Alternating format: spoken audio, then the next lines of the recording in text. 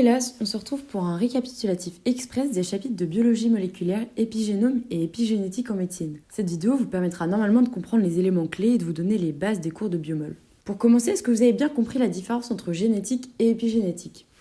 La génétique, c'est l'information codée dans l'ADN, c'est notre séquence de bases azotées. Les modifications épigénétiques sont des modifications de l'expression d'un gène, mais sans changement de séquence. Alors, on va voir l'épigénome et la régulation des gènes. L'ADN est organisé sous forme de chromatine, qui peut être plus ou moins accessible à la transcription.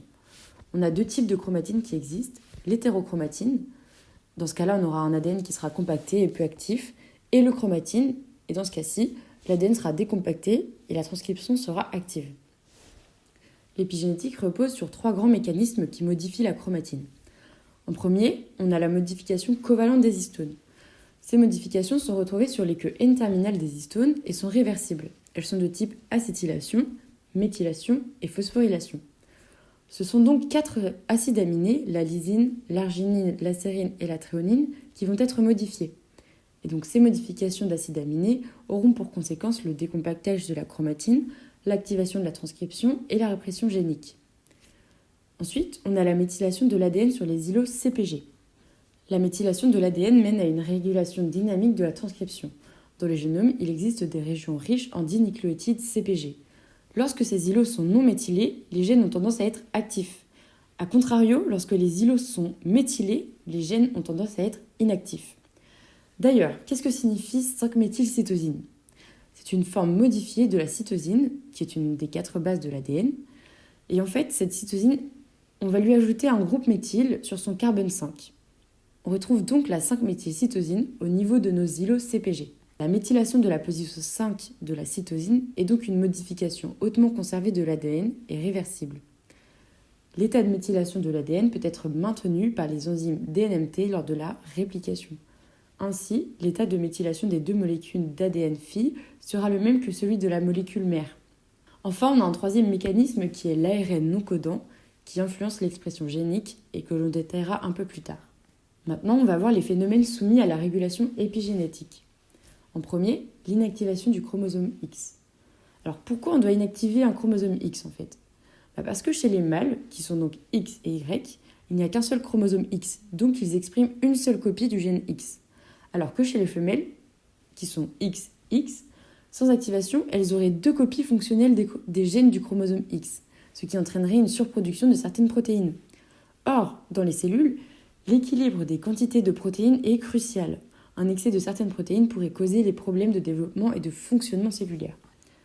L'inactivation du chromosome X concerne donc les femelles et se fait au hasard. En effet, ce n'est pas le même X qui va être inactivé dans toutes les cellules d'un même individu. L'inactivation se fait en 2 phases. Tout d'abord, le chromosome X paternel est inactivé pendant la période préimplantatoire, puis réactivé uniquement dans les cellules de la masse interne. Ensuite, le chromosome X maternel ou paternel est inactivé au hasard dans le tissu embryonnaire. L'inactivation aléatoire dépend du centre d'inactivation XIC, situé sur le chromosome X. Le XIC contient le gène XIST, dont le transcrit est un ARN non codant. Ce long ARN non codant est capable de recouvrir le chromosome à partir duquel il s'exprime pour l'inactiver en changeant la structure de la chromatine. Comme l'X inactivé est très compacté, il ne peut plus être transcrit en ARN et devient le corpuscule de Barr.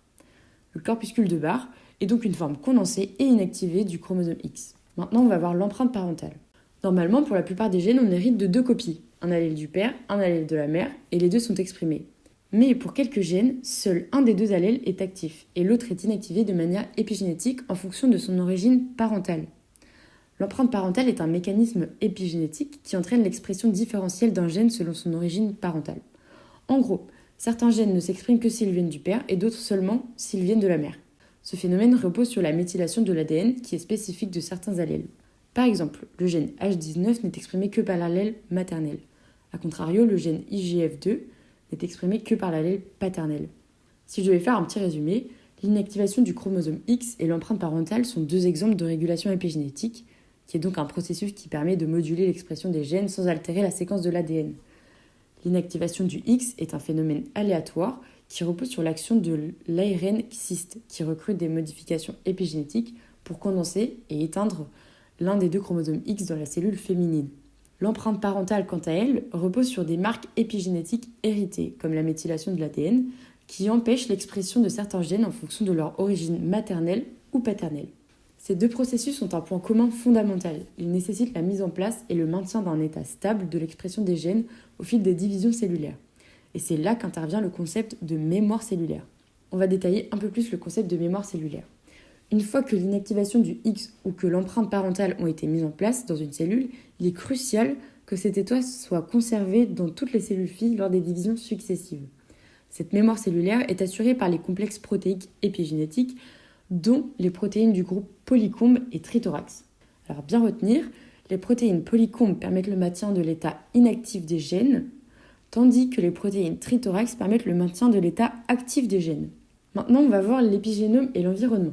L'épigénome est dynamique et peut être influencé par l'environnement. Des facteurs endogènes et exogènes tels que le tabagisme, l'activité physique ou encore l'alimentation ont une influence au long terme sur l'épigénome. Prenons l'exemple de jumeaux monozygotes.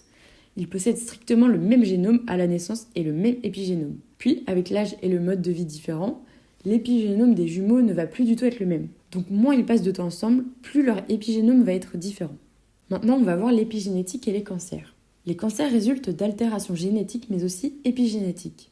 Une cellule accumule un certain nombre d'anomalies dans son génome, puis elle va se multiplier par mitose et former au niveau local une masse de cellules anormales appelée tumeur. Le mécanisme moléculaire de survenue de cancer est basé soit sur des mutations, soit sur des anomalies au niveau des chromosomes. Ces anomalies vont aboutir à l'hypométhylation globale, qui induit l'activation d'oncogènes, donc qui favorise la prolifération, mais également une hyperméthylation locale, qui induit l'inhibition de gènes suppresseurs de tumeurs, qui normalement empêchent la formation de cancer. Si on reprend l'histoire naturelle du cancer, les cellules tumorales acquièrent des propriétés spécifiques, telles que l'immortalité, donc résistance à l'apoptose, perte de l'inhibition de contact, qui correspond à une prolifération incontrôlée, et la capacité de se détacher et de former des métastases. D'ailleurs, on distingue deux types d'anomalies.